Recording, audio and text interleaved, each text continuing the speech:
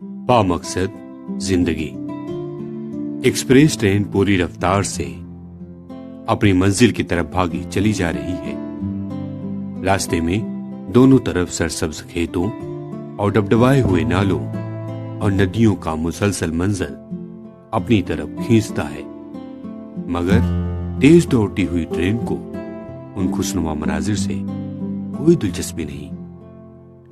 पस्ती और बुलंदी, खुश्की और पानी उसकी रफ्तार में कोई फर्क पैदा नहीं करते।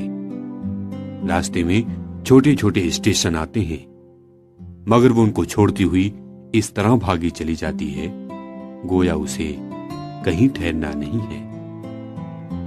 बामकसद जिंदगी का मामला भी कुछ इसी किस्म का है।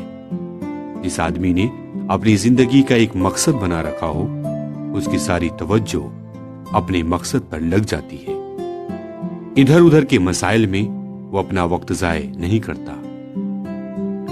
बामकसद जिंदगी गुजारने वाला आदमी एक ऐसे मुसाफिर की तरह होता है जो अपना एक एक लम्हा अपनी मंजिल की तरफ बढ़ने में लगा देना चाहता है।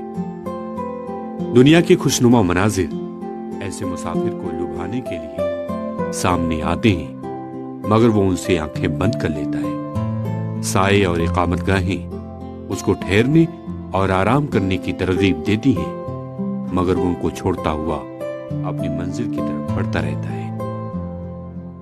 दूसरी दूसरी चीजों के तकाजे उसका रास्ता रोकते हैं, मगर वो हर एक से दामन बचाता हुआ बढ़ता चला जाता है। जिंदगी के नशे व फराज उससे टकराते हैं, मगर उसके बावजूद उसके आज़्म और उसकी रफ्तार में कोई फर्क नहीं आता। बामकसद आदमी की जिंदगी एक भटके हुए आदमी की मानिंद नहीं होती, जो समते सफर मुतय्यन ना होने की वजह से कभी एक तरफ चलने लगता है और कभी दूसरी तरफ, बल्कि उसके जहन में रास्ते और मंजिल का वाज़ेह शोर होता है। उसके सामने एक मुतय्यन निशाना होता है। ऐसा आदमी कैसे कहीं रुक सकता है? कैसे वो दूसरी चीजों में उलझकर अपना वक्त जाय करने को पसंद कर सकता है? उसको तो हर तरफ से अपनी तवज्जो हटाकर एक मुतय्यन रुख पर बढ़ना है और बढ़ते रहना है, यहां तक कि वो अपने मकसद को पाले, यहां तक कि वो अपनी मंजिल पर पहुंच जाए।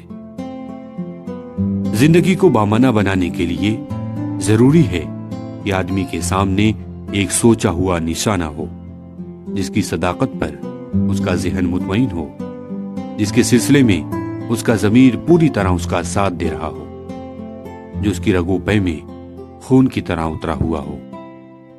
यही मकसदी निशाना किसी इंसान को जानवरों से अलग करता है। अगर ये ना हो तो इंसान और जानवर में कोई फर्क नहीं। और जिस आदमी के अंदर मकसदियत आ जाए, उसकी जिंदगी लाजमन एक और जिंदगी बन जाएगी। वो छोटी छोटी गैर मुतालिक बातों में उलझने के बजाय अपनी मंजिल पर नजर रखेगा। वो एक सुई के साथ अपने मुकर्ररा निशाने पर चलता रहेगा, यहां तक कि मंजिल पर पहुंच जाए। मौलाना वहीदुद्दीन खां।